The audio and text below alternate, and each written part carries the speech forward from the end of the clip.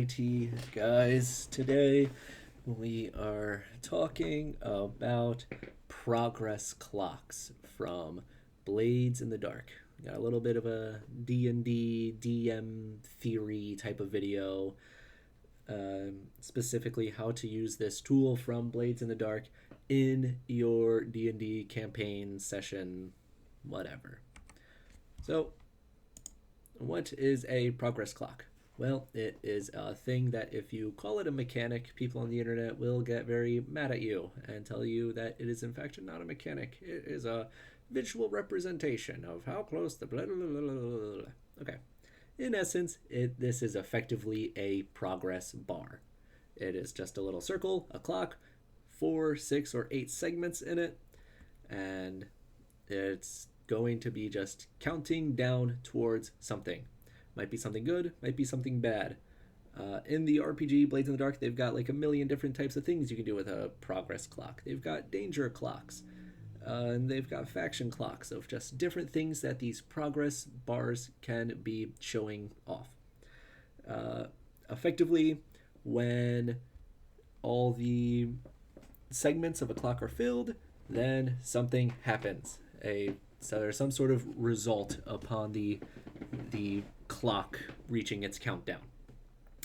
This is not necessarily any kind of a new idea or anything. This is really something that has existed since forever.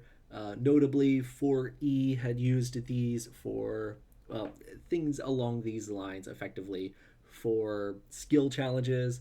5E had used something along these lines for death saves.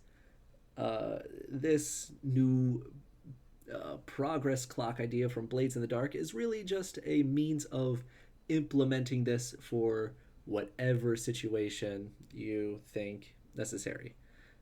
So the main example you'll hear about this is like the players are going on a heist, because that's what the game Blades in the Dark is all about, is players going on a heist.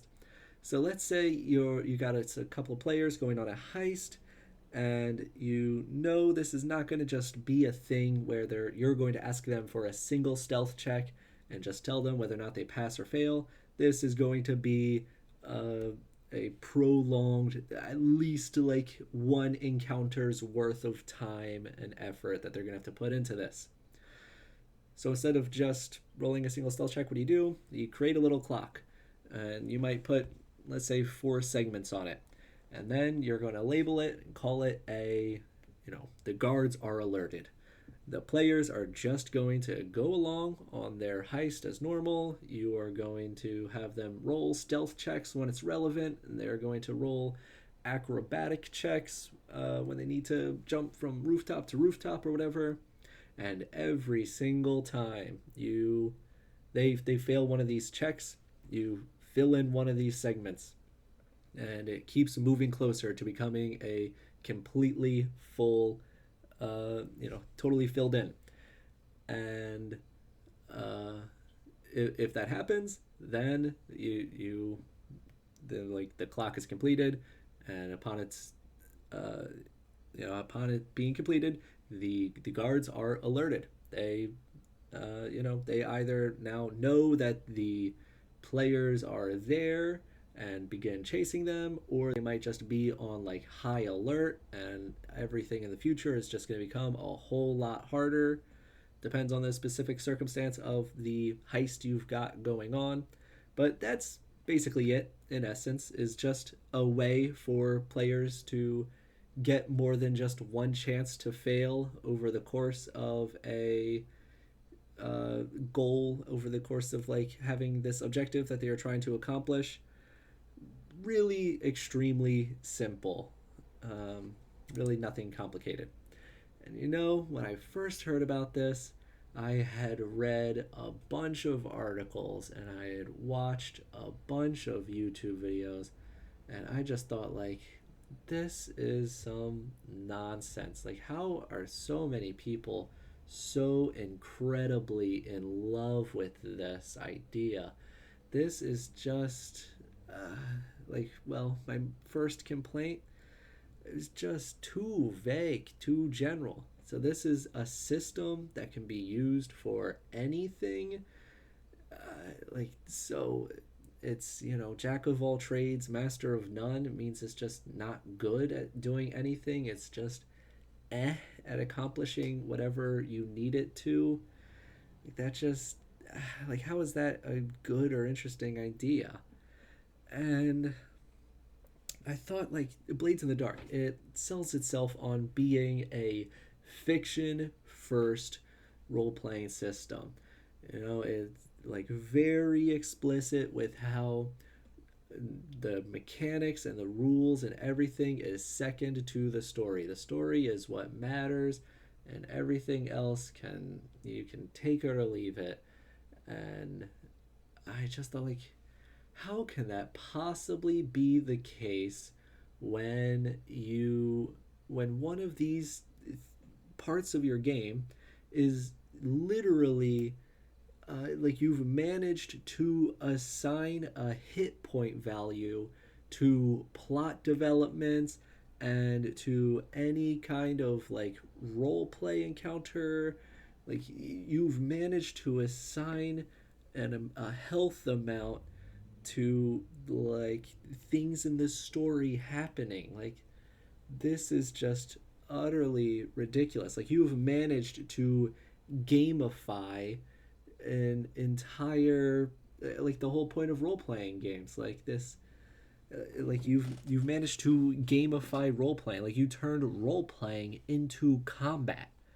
And I kept thinking about those like YouTube comment memes you would see when Fallout 4 came out, when people would complain like, "Hey Bethesda, you took the RP out of my RPG."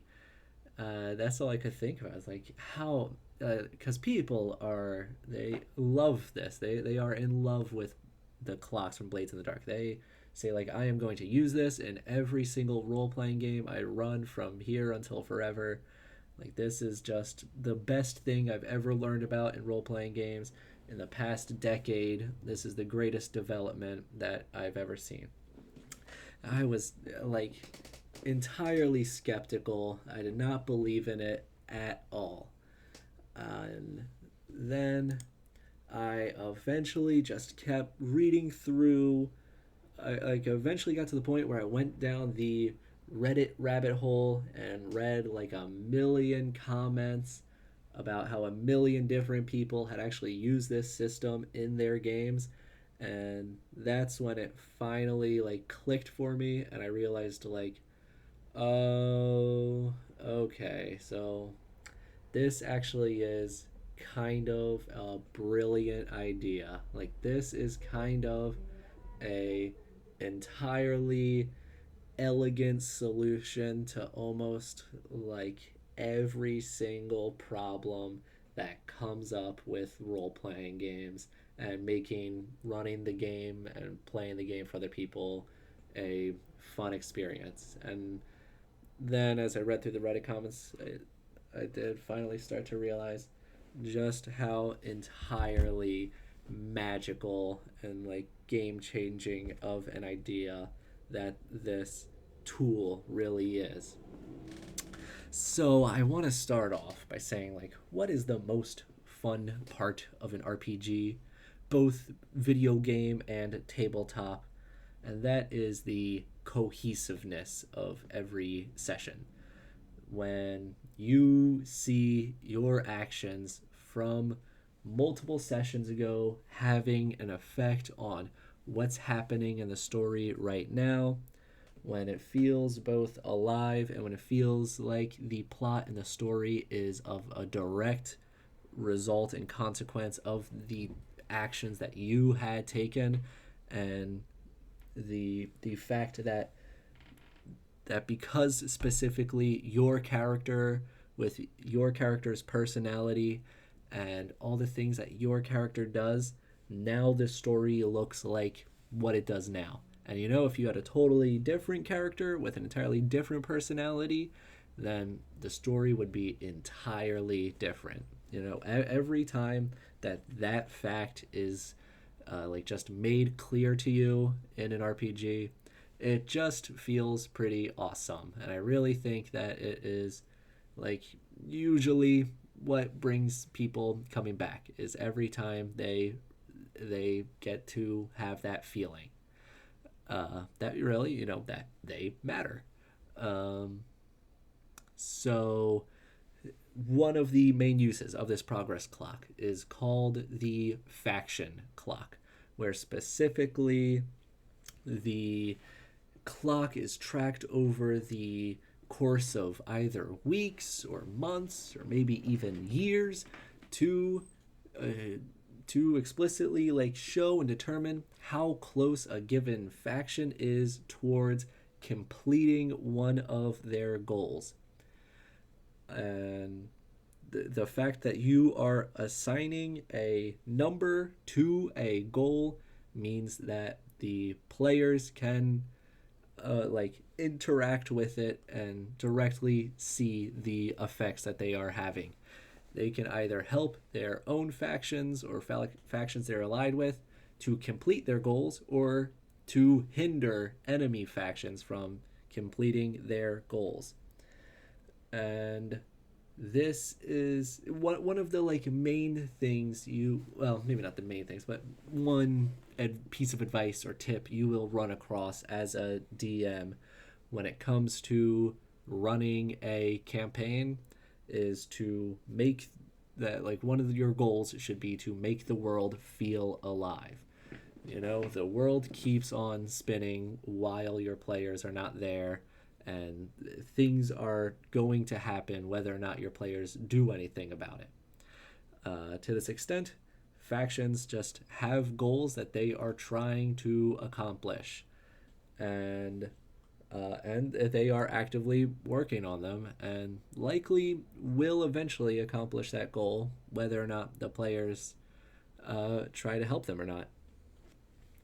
And another thing that these faction clocks can do is that like when you tell the players that these clocks exist, it becomes just a means to create and add tension into the game. It is there's a reason why they are called clocks, because they are things that are constantly ticking forward and will move towards the the point when they ring and go off. There is going to be a moment when this you only have so much time until this clock is completed.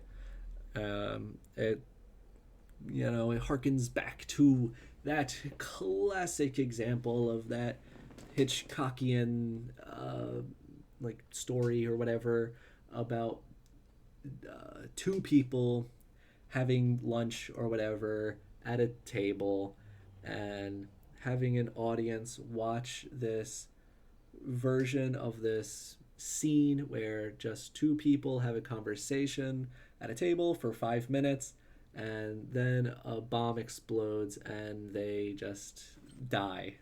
Uh, the feeling that the audience gets from that viewing experience is 5 minutes of boredom from watching this conversation that they don't care about, and then one moment of confusion when this thing just happens out of nowhere.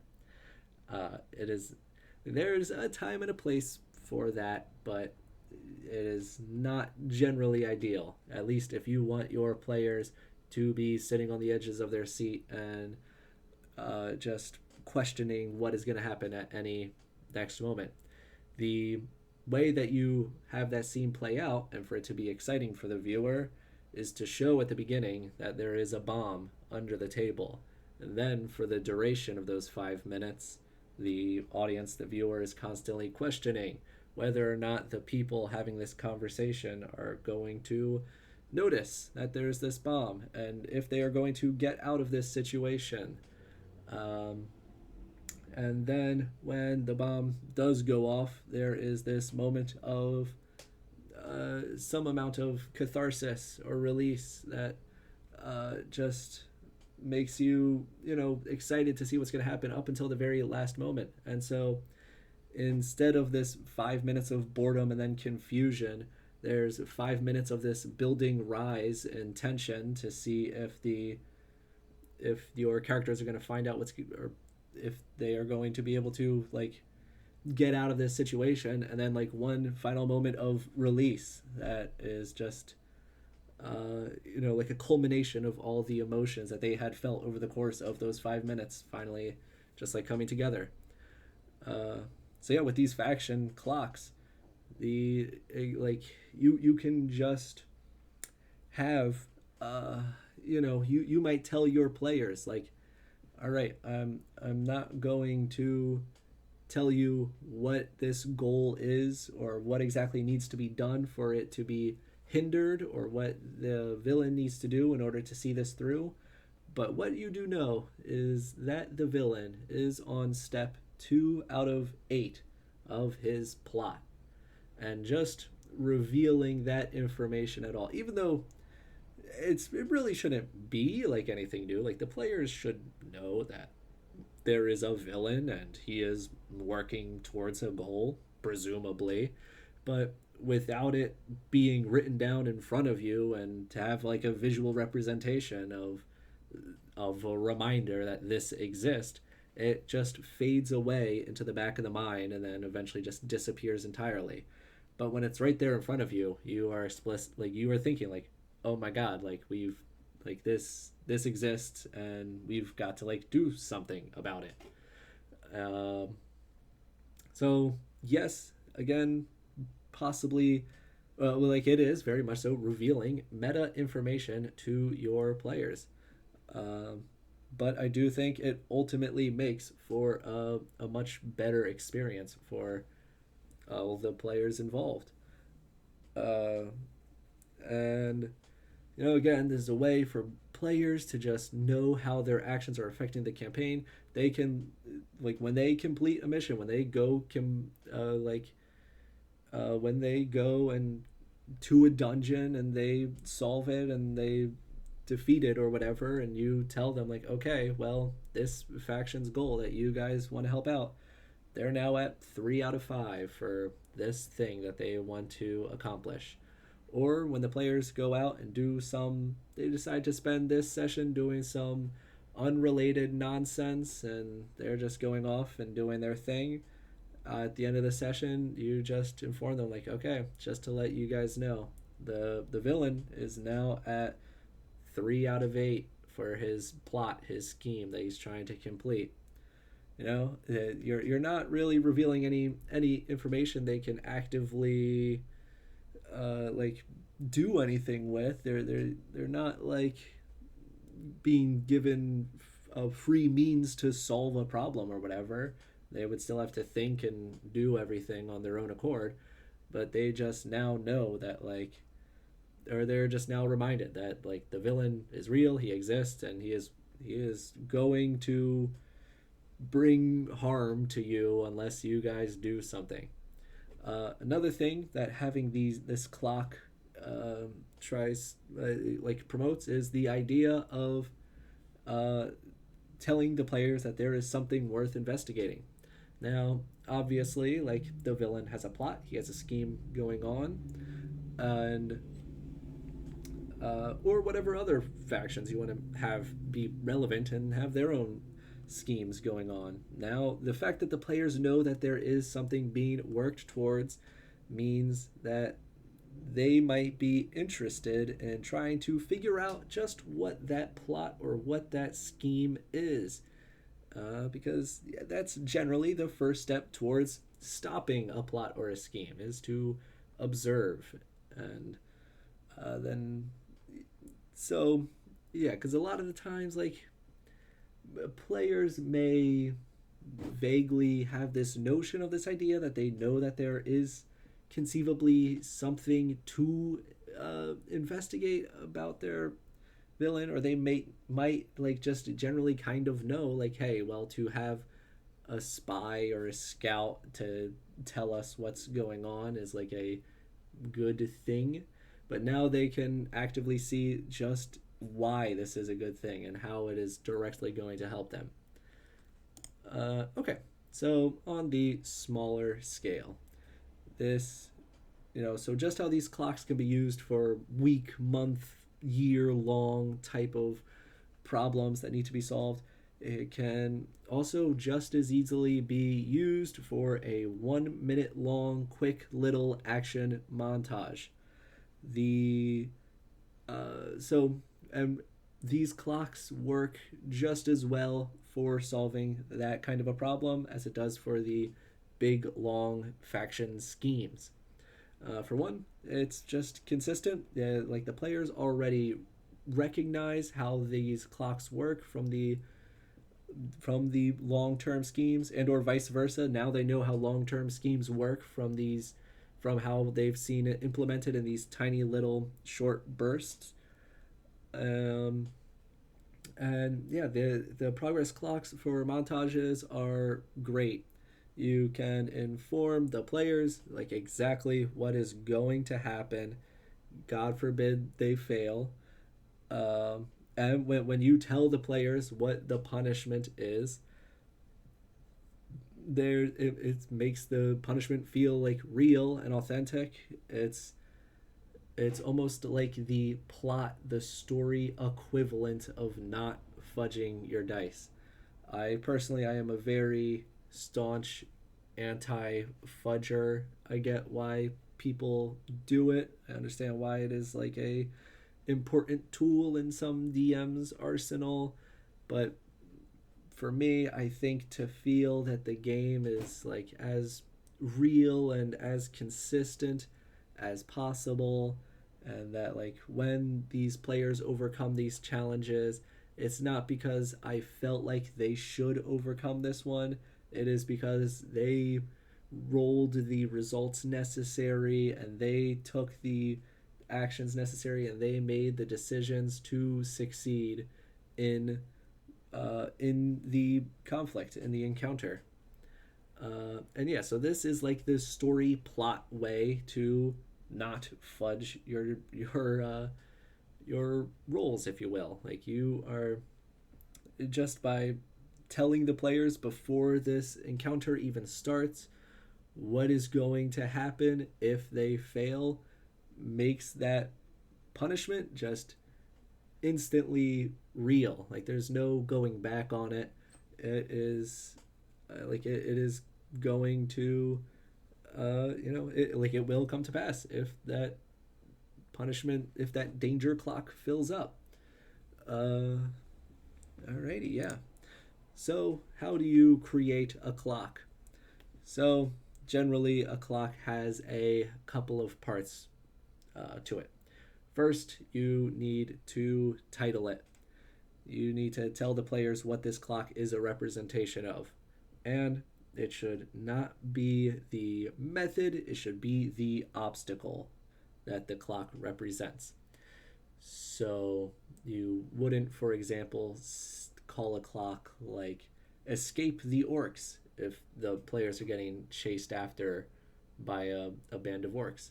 You would instead call the clock, pursue, like band of pursuing orcs or something, because you don't want the players to be like you want the methodology that should be what is up to the players. The obstacle is the what you are being was what you are giving them as the DM, because escaping orcs can only be accomplished through a single means, and that is by running away from them and getting to a point where they are no longer chasing you. Whereas like being like a band of orcs, that can be, you can run away, you can escape, but you might also just like turn around and shoot them all or something along those lines. So yeah, you don't want to come up with the method for the players. That is what their job is. That is where the creativity and the role playingness of the role playing game is. That's where it comes up, is with their method. So in Blades in the Dark, they have clocks only broken up into 3 different types. A 4 segment clock, they label that, they call that complex. 6, a more complicated. 8, daunting. So this I find kind of arbitrary that they chose 4, 6, and 8. It can, I guess, like it will influence how long this clock takes, obviously. So here I have written the absolute minimum number of rolls that it might take to fill in this kind of clock. And then on the other side, I have the absolute maximum number of rolls that it might take to fill up at least a racing version of this clock, where you have two different clocks of the same number of segments and you are trying to fill up one before the other one gets filled up. So an example of that might be you have your clock called like safety, and then there is the orc band clock. And if that orc band clock fills up, then that punishment is them catching you to some extent. And then the reward of the safety clock would be to get to safety and to get to a place where the orcs are no longer chasing you. So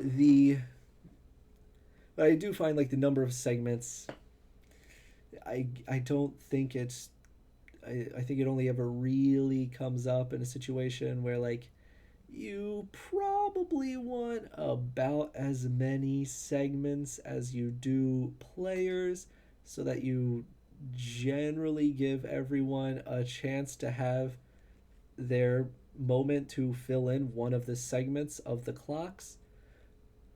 But yeah, this number doesn't mean like complex, more complicated, and daunting. That doesn't really actually mean anything. Those are just like three synonyms for the same word. Anyway, the other thing you need for a clock is a meaning or a value to a segment. Like when one of your players succeeds on filling up a progress clock, or fails a roll and then uh, fills in one of the segments of a danger clock, that should have a practical like quantifiable meaning, because like the number of segments, that can really change or depend on whatever the situation is. But what a segment is worth, that very much so needs to be a quantified amount. So for the safety and pursuing orc band or whatever, perhaps the value of a segment in the safety clock is you get 100 feet closer to your destination.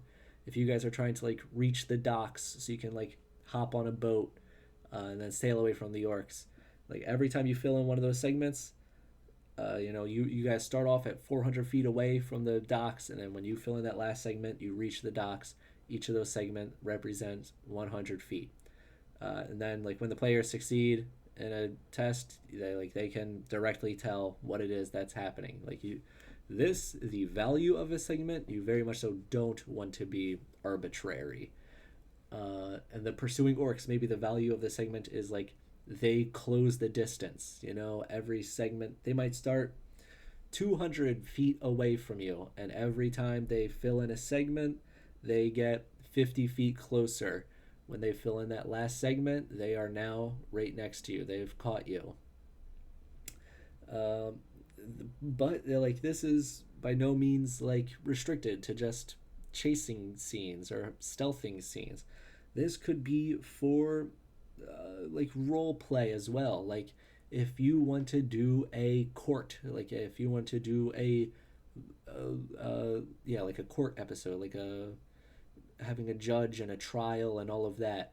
Maybe every segment could be a juror that you have convinced with one of your arguments. And then you might be racing against another clock where each time they fill in a segment, they have convinced a juror of their argument. And then whoever fills in their clock first is going to win the trial. And that just instantly by itself, that could be an entire way to run a court-based session, which otherwise, if you don't have these clocks and you just like look at what's available in the 5e rule book and you're like, I want to run a court trial law session, you'd otherwise just be entirely lost. And when you guys are playing it, it would just either, you'd either just sort of figure like, all right, well, if the players sort of make enough persuasion checks, I guess the judge is convinced and they win this court case. But with these clocks, there's a very clear objective for them to work towards. Anyway, the last part of a clock is you need a direct like result from the completion of that clock. For a danger clock, it is going to be like a explicit, like a bad thing happens to you. The orcs catch you and you guys start a combat. Or for the progress clocks, usually it is a positive thing, like you guys reach the docks. The reward or the result, you guys get on the boat and begin sailing away. So we got here, this is one of them. Oh God, what's his name? Jesus Christ. Oh Christ, I can't believe I'm blanking on his name. Jesus. Well, the Slaughterhouse 5 guy, Kurt Vonnegut. This is in his 8 rules for writing. He says, give your players, give your readers as much information as possible as soon as possible. To hell with suspense. Readers should have such a complete understanding of what's going on, where and why they could finish the story themselves, and should cockroaches eat the last few pages. All right, so for reading or for like writing a novel or whatever, I think this is like a little bit of a hyperbole, a little bit of an exaggeration, but for role playing games, I think this is like, you cannot take this information enough. Like, I think in most role playing campaigns I've ever played in, like half the time, like half the players just don't even know what is going on. I think it is too hard to be like too obvious in a role playing game context. You really want to make sure that everyone at the table always knows exactly what is happening. I can think of many times where after a session, I felt like I had made the mistake of being too subtle with a piece of information, and that leading to a conflict or drama or just anything interesting at all just being skipped over. And on the other side, I don't think I've like ever been too obvious with something. I don't think I've ever been upset with making it too clear to players that something is true. But yeah, I constantly find myself making things too subtle by the end of a session. And these clocks are just a sort of very obvious way to make information clear to the players. You tell them exactly what the goal in this given scene is. And you tell them exactly what the consequence for failing is, and just have everything just in the open from the start. If you're writing an Oscar bait movie that you expect people to rewatch 25 times, then sure, then you can be subtle. But when it comes to a role playing game where you've got like multiple people at your table, half of which are probably distracted by whatever at any given time for whatever reason, and you've got about like 10 seconds to impart a piece of information and make sure that everyone understands it so that you can get to the next scene and impart the next information in that scene. You've got to be obvious so that everyone has like a clear idea as to like what's going on as often as you possibly can. Okay, so some other notes about clocks. The The clock is a measure of progress. The clock does not determine the fiction. The fiction determines the clock. So, what does this mean is that, like, if those orcs are pursuing you and you guys just cast a spell to have a bunch of rocks fall on top of all those orcs and then kill them all, you don't say, okay, well, you guys passed the check to cast that spell, so you've made one more step towards completion. That clock is just now over. You just get rid of the clock. That there's no longer an encounter. There's no longer any orcs to chase you. It seems obvious in that context, but there's plenty of more nuanced situations that could have a clock made for them where it might not be as obvious that the situation is over and that there's no use to continuing to try to fill up this clock. Um, which it's just to say that like these clocks are like this is really I think the point that people are trying to make when they say, look, the clock is not a mechanic. It is just a tool. It is just a visual representation. It is just a means for the DM to communicate to the players so that everyone understands what's happening and so that everyone is on the same page. Okay, so using clocks to make skill challenges cool. Now, a skill challenge 99% of the time I think is going to involve racing clocks. The players are trying to succeed a bunch of skill tests to reach a goal before they make a bunch of failures and then have some sort of punishment that affects them all. The like most common example of this is probably some kind of a chase scene, but again, it can really be used for whatever. So Matt Colville, he had a great video about skill challenges where he went over a lot of these same points, but specifically for the 4E system of skill challenges. And I agree with like 95% of what he said there. And generally with your skill challenges, you want to reward cleverness and relevant creativity. You want people to come up with cool ideas and then like have those ideas work for those people. So speaking about like creativity in particular, there's a real difference I find between like creativity and like cleverness, or what I call like relevant creativity. So let's say, for example, the players are running away from that band of orcs, and I just start going in initiative order, and I just ask a player like, okay, so all these orcs are chasing after you. What do you do? And I like tell the players beforehand how these skill challenges work. Look, you guys are going to just like tell me what you are going to do, what kind of like skill you would like to use in order to complete it, and then I'll tell you what the difficulty class of that skill is. And if a player says like, okay, well, I'm running away, so well, I want to use acrobatics, and then they list off some gymnastics routine with them doing backflips and somersaults and all of that, that might be a really creative idea, but it's not really clever because it in no way helps them in this situation at all.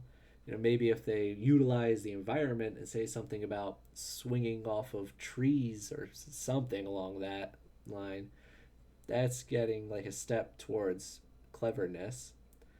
Um, and on the other hand, you don't want people to be boring. So you don't just want them to repeat the same one thing turn after turn. So this was like the one like the one kind of feeling of contention I had towards the Matt Colville video regarding the skill challenges. He explicitly tells his players, or at least in that video, that was many years ago, so I have no idea what he's doing now for this. But he says once you've done a skill tech, like once you've used acrobatics, you cannot use your acrobatics again for that skill challenge because that is boring. And like I think he's right in that if some player just spams acrobatics every single time they have this like montage scene go on, like yeah, that is kind of boring. But on the other hand, I think by just telling players like, yeah, once you've used this skill check, you can't use it anymore. I think that kind of breaks some amount of the verisimilitude. Like when in combat, if a ranger decides to just sit on a tree and then just shoot arrows down at his enemies every single turn, you don't tell that player after 3 turns of them shooting their arrow and just sitting in a tree like, yeah, you already did that for the past 2 turns. You're not allowed to do that anymore. It's boring. You, as a DM, come up with an in world reason why they can't do that. You have a goblin run up and throw an alchemist fire at the tree, or you have an orc run up and start chopping it down. Like you create reasons why they can't just repeat the same thing. You don't just tell them that it's boring and then tell them they can't do it anymore. Uh, so, how I might handle a situation like that, for example, if the orcs are chasing the players and a player's like, well, so I want to make a check that's the highest like bonus I have on here. Well, okay, like my shooting my bow is far and away my highest skill like bonus I have to any roll I can make, so I'm going to turn around and shoot my bow at the orcs. Like, sure, you get away with that once. It's a, DC equal to their armor class maybe. And so, you have to make that and try. And then, but the next time it comes around to your turn, if you try to just shoot the orcs again with your bow, well, now they know that their quarry is shooting arrows at them. So now they've got their shields raised, and now they've split up. They've made a loose formation. So now it's going to be way harder to hit them with your bow and arrow. Now the DC is 5 higher than it was last time. Now you're testing against a 19 or something. Um, so that's more so how I would handle like players just trying to continue to use the same skill over and over, which I get definitely is difficult as the DM to continue to try to come up with reasons why someone can't just keep using the same skill. But that's kind of your job. That the players are always going to take the path of least resistance, and it is your job to make that path as interesting as possible. Okay. So, in a non time sensitive situation, like I think in a chase scene, obviously extremely time sensitive. I think it is very obvious that each player, as you ask what they want to do, they would be using their skill bonus, and obviously they have to rely on whatever skills they have available and that their character is good at in order to help them get out of that situation. But let's go back, for example, to the courtroom drama. It's very possible that the players have like effectively however much time that they want to create their arguments and provide their evidence and whatnot. Uh, and the like main problem for that though is that like since this no longer really relies upon any player in particular doing their thing, if you have a face to the party who is really good at their like persuasion type stuff, and that's like the only relevant skill, then that bard, that face, is just going to make every single check, and they are going to do everything for that skill challenge, which that is a situation you definitely want to try to avoid. So, in a situation like that, I would run it like the chase scene, just going down the line and asking each player what it is exactly they want to do.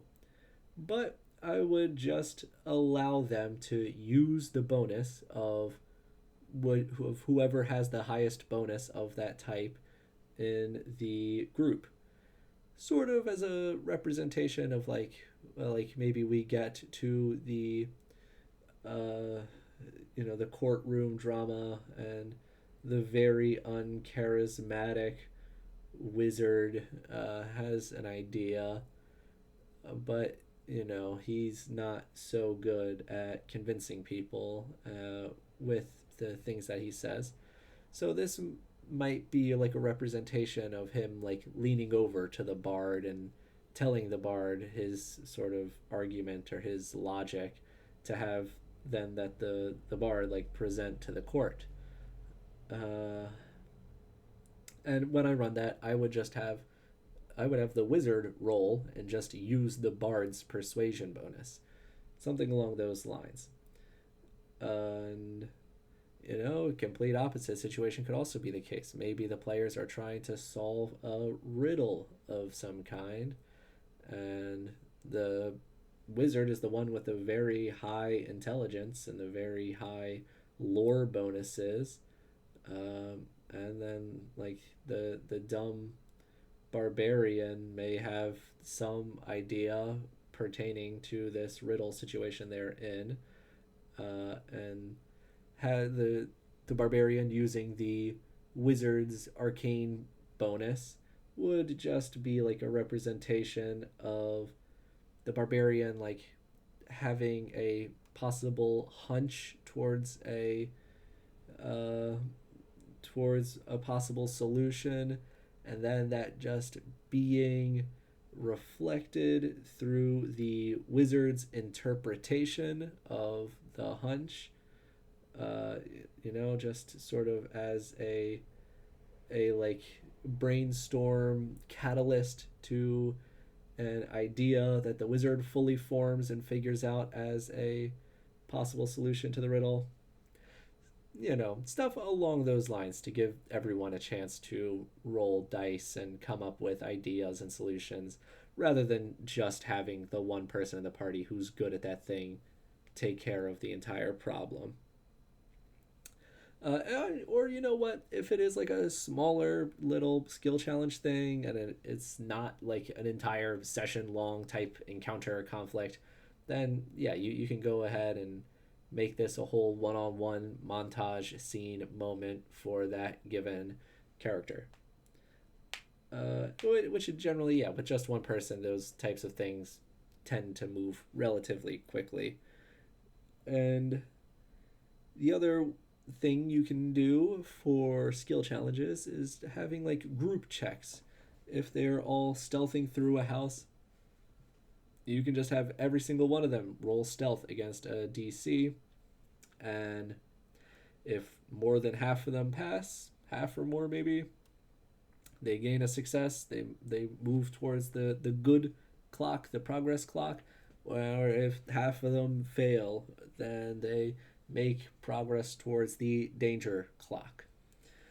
So the problem with the group checks is it doesn't really give people an opportunity to sort of be like creative or whatever and say exactly what it is that they are doing to try to solve this problem.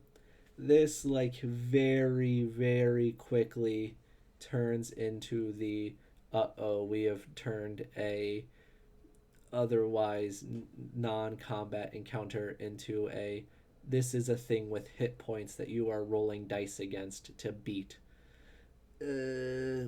So I would say generally avoid everyone just making a check and trying to see if more than half or fewer than half just passed or failed.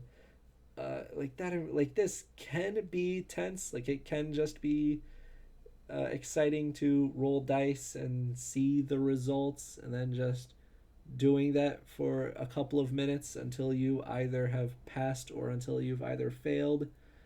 Um, but yeah, I would save this for like if you just have like a really quick combat that you didn't think was going to turn into a situation where the players were going to have to flee, or if you ever have any kind of skill challenge that you don't want to take up a lot of time and you just want to get it over with really quickly, but you think that this is a problem that is still more complicated and warrants more than just a single roll to determine whether or not they pass or fail, that's like when I would break out group checks. Okay, so the faction clock, the long term progress clocks. I I'm definitely a big fan of these. I think at a bare absolute minimum, in the interest of having all these factions working on their own things and having this web of plots and intrigues that they're all working on and against each other with, I would have a minimum of like three factions or of these like clocks going on just in the background, just being a thing going on in the campaign. Um, I think you want like the protagonist one, the one that the players are generally on the side of and that they want to help fill up to some extent. I think you want the bad guy one with his clock, where you know the players are generally going to try to take actions to stop that one from filling up. And then I think you want a neutral one with some as like something sort of in the middle between not necessarily good, not necessarily evil. They've just are some dudes working on some stuff, but as the players, you want to keep an eye on them because you don't want them to happen to get to the point where they start working for and or have a goal that is like helpful for the villains. Um, but I do think ideally, if you want to have a really interconnected and interesting web of faction clocks going on, I think seven is a pretty nice and clean number to try to strive towards.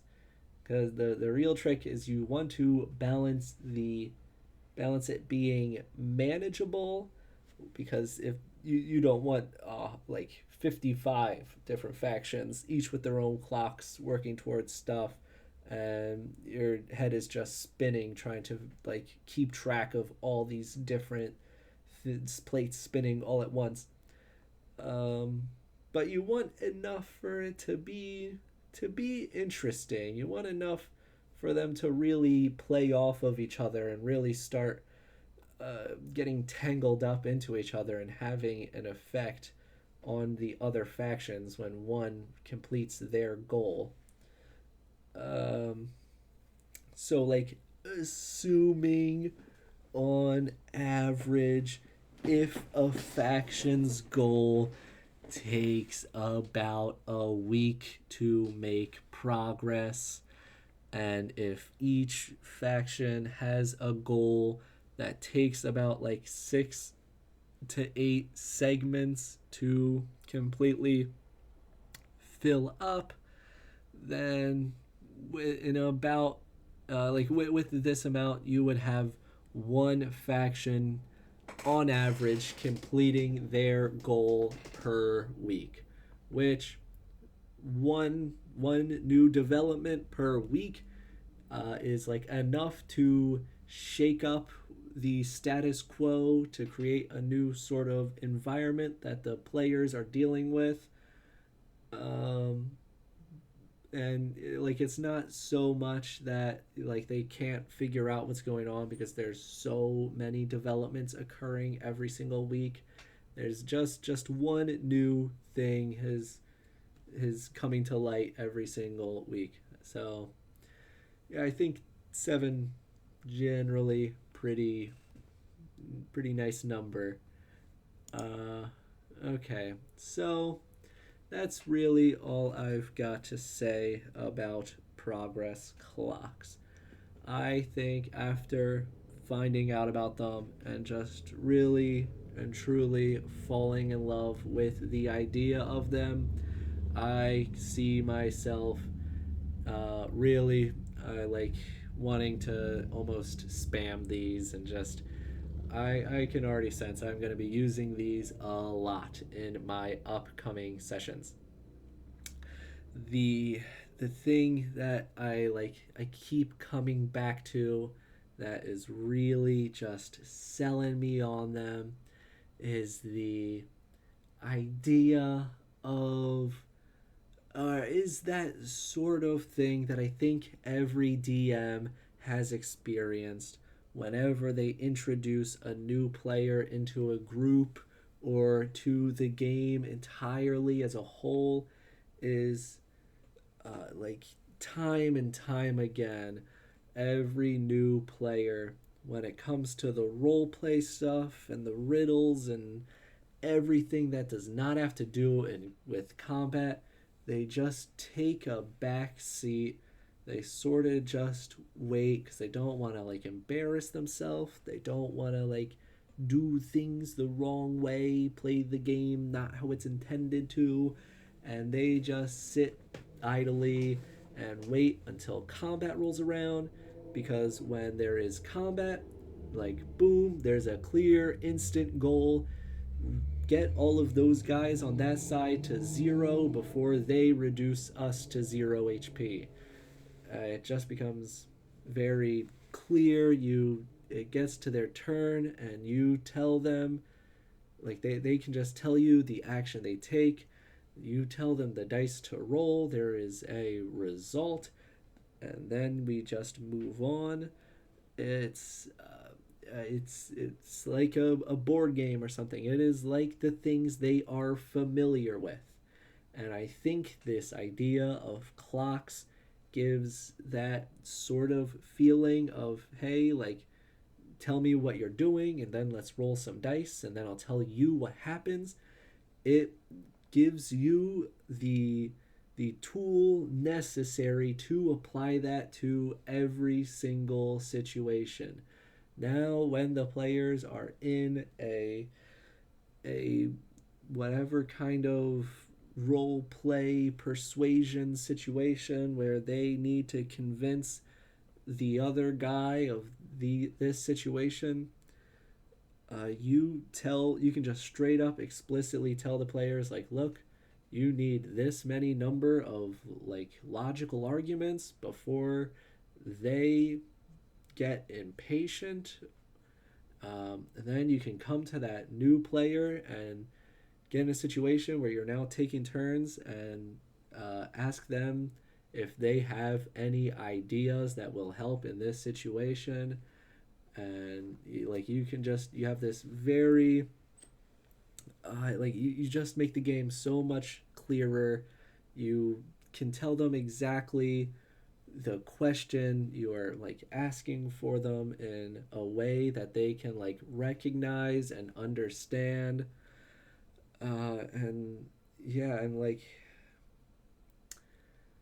I just yeah I think I'm gonna be like using these all the time. I think it's gonna be great for like every really like for so long, every single like conflict and moment has always felt like it has come out of combat. Like there's and everything has always felt like all role playing situations have always sort of just felt like an interlude between getting to the next combat and then like getting into the next phase of where we get to like play the game. And I think with these clocks, now all like role playing situations and all riddles and like everything, every non obvious like situation can become its own sort of game that the players can like figure out and solve. And they can do it with by means other than just hitting stuff. They can use their words and they can role play to make persuasive arguments, or they can just be creative and come up with cool ideas for the action scenes. I just I like ever since finding out about these clocks, I am just like absolutely in love with the idea of them. I do think this has been like kind of a little bit of like a revolutionary development in my growth and learning as a DM. I do think they are worth the hype that surrounds them. Well, that is it for this video. Hopefully you got something out of it. I will see you next time.